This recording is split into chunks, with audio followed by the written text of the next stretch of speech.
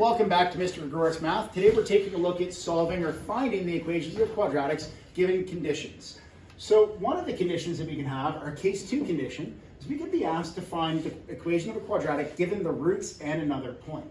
So here's our question. Find the equation of a quadratic with roots at x equals -3 or x equals 2. And we'll use that good Mustang blue to do that. Passing through the points -5, 8. So, how are we going to do this? I guess we'll have to start off with a form.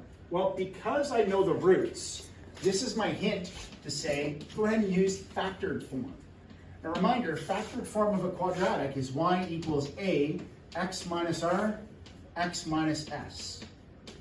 Where r and s are really just placeholders for our roots. Remember when we factor and find roots, we end up changing the signs, much like we changed the sign of the x-coordinate and vertex form.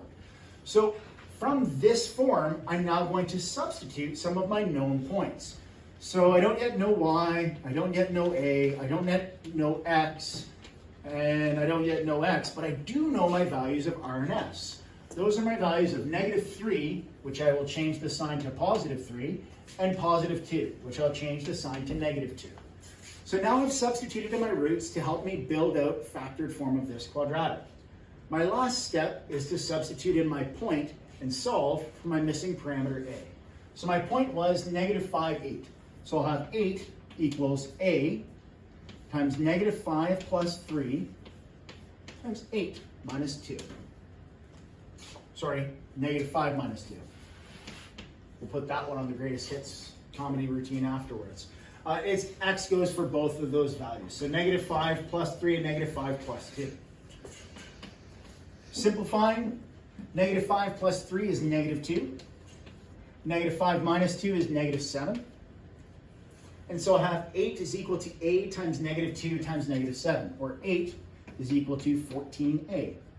You really want to be careful with your signs when you're doing these questions, especially when you have two negative values that you're substituting in. You can see how quickly you can find the wrong sign of a.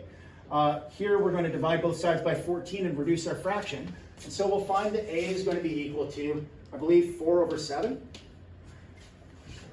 which means I can now go back into this form and replace a with 4/7. I've already replaced r and s down here, so I'm just going to pick up this line and copy it out here, except for instead of writing down a, I'm going to write down that 4/7 that I just calculated. And everything else from that line is going to remain exactly the same. And this is going to be the equation of my quadratic that goes through those particular roots and that point. So don't forget to join us next time on Mr. Gregorius Math when we solve a system of 3 equations with 3 unknowns to do our case 3, where we're finding this in standard form with 3 generic points.